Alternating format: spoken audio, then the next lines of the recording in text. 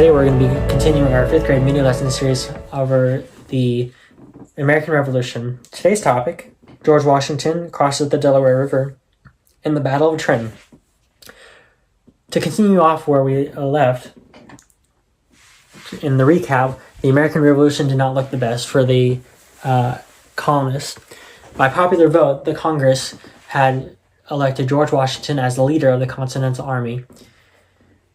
Despite his popularity, however, he and his soldiers faced many losses, battle after battle, loss after loss within the first year and a half of the war. Things did not look great for him, and the hopes of the soon-to-be nation began to dwindle.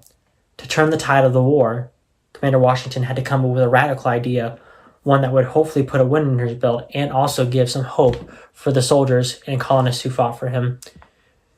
To do this, he devised a sneak attack plan on the British stronghold in Trenton, New Jersey.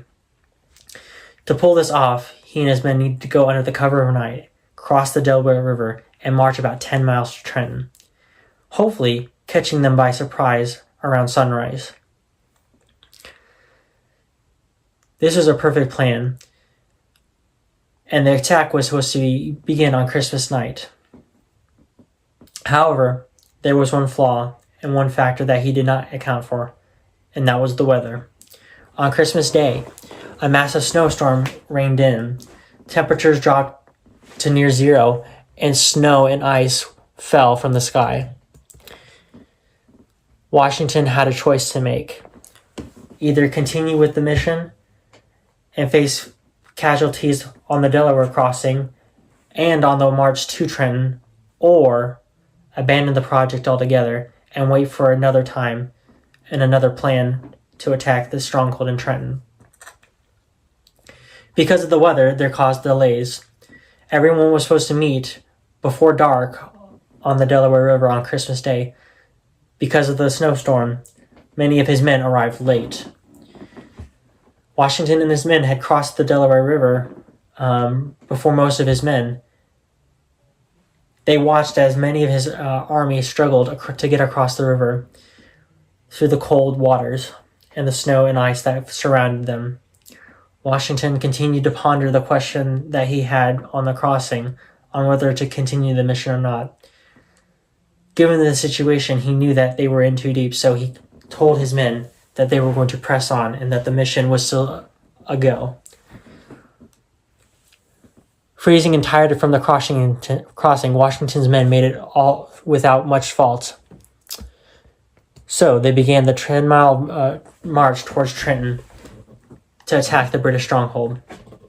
Because of the storm, the British did not think an attack would come, because who in their right mind would be crazy enough to attack a stronghold when it's dark, freezing cold, and snowing?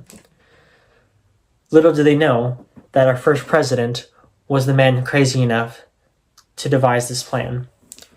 Because of this assumption, they let their guard down.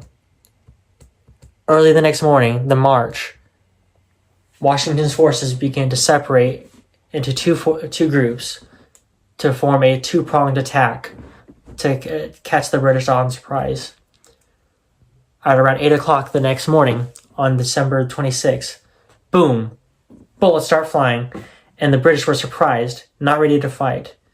With their delayed reactions, things for the British began to fall apart quickly. Unsure of what to do and where to go, Washington and his men were able to capture the British and the stronghold. This marked an important victory for the American Revolution. Not only did it spark morale and a boost into his soldiers, but it also kept Washington as the leader of the Continental Army. Thank you for listening, and we'll continue with our lesson next week.